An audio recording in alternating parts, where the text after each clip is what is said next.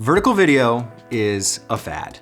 That's a hot take. And before you say, okay, boomer, hear me out and I'm gonna tell you why. It comes down to one thing, and that's biology. If you notice, the human eyes are spaced left and right, not top and bottom. I know, crazy concept, but the way that humans view the world is on a horizontal plane. Your eyes are spaced this way, horizontally, and that's why it is native and intuitive to consume content in a horizontal format. Vertical video is very, very popular.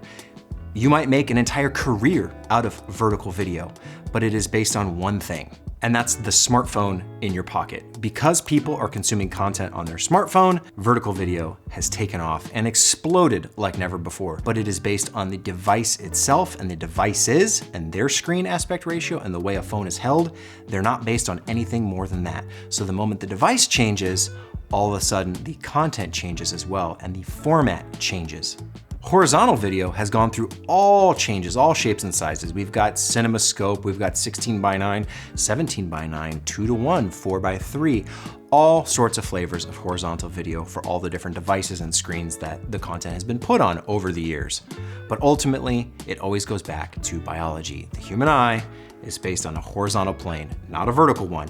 If we start adapting and evolving and we have an eyeball up here and an eyeball here, maybe vertical video will become more than just a fad, but I don't think that's gonna happen anytime soon. And when you look where devices are headed with VR, AR, MR, the Apple Vision Pro is a Gen 1 product. There will be a Gen 2, a Gen 3, a Gen 4, Gen 5. Probably, we'll see. I can't predict the future guaranteed, but I think Apple is highly invested in this space. You've also got Meta with the Quest 3. You've got Valve with the Index. The VR headset future is based on human biology, which is two eyeballs side by side. Again, seeing the world through a horizontal lens, the human lens, the biological lens. However, that's not to say you shouldn't make vertical video.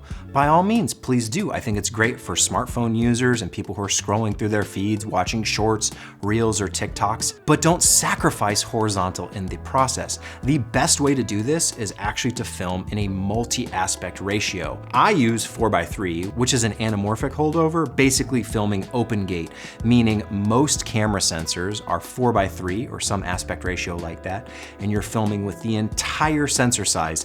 That way you capture as much information as possible, and you can crop your horizontal and you can crop your vertical. If you're trying to shoot vertical and make it horizontal, that's a nightmare. The same thing is true if you're shooting horizontal and only cropping vertical from that. I prefer a bigger open gate starting point. That way I have way more flexibility with my crops and I get extra vertical information while still retaining all the horizontal information possible. The only thing that's lost is the corners, but that's not a problem because I'm not usually focused on anything in the corner anyway. If you take it a step further and think of how lenses capture light, lenses are spherical. The image projection from a lens is spherical. Theoretically, you could have a spherical or circular sensor that would capture all of the information that the lens sees. One step close to that would be a true one-to-one sensor. And I think we'll start seeing this become more and more popular as the years go on. Just a square 1x1 sensor that sees basically everything the lens does, and you can choose your crop after. So it doesn't really matter what screen or device the content is being consumed on, you as the content creator have made it available to pretty much anyone and everyone who wants it. You just need to change how it's cropped. Now there are some restrictions when you're filming this way.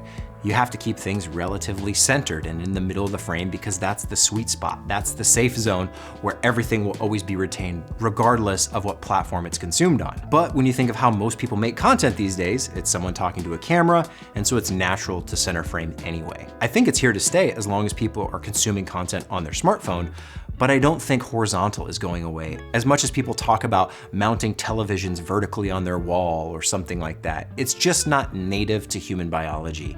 Again, your eyes are on a horizontal plane. You can't change that fact unless you walk around like this all the time, watching content like this. It's not gonna happen. People are going to always want horizontal video in some format, on some screen, somewhere. Maybe it's on the Apple Vision Pro, maybe it's in a movie theater, maybe it's on YouTube, on a laptop, on a smart TV, wherever it might be. So don't throw away horizontal video and chase the vertical trend, because chances are 5-10 years from now, you'll have to flip back or adapt to the new format. I always like to make the content as flexible as possible, as native as possible to as many platforms as possible.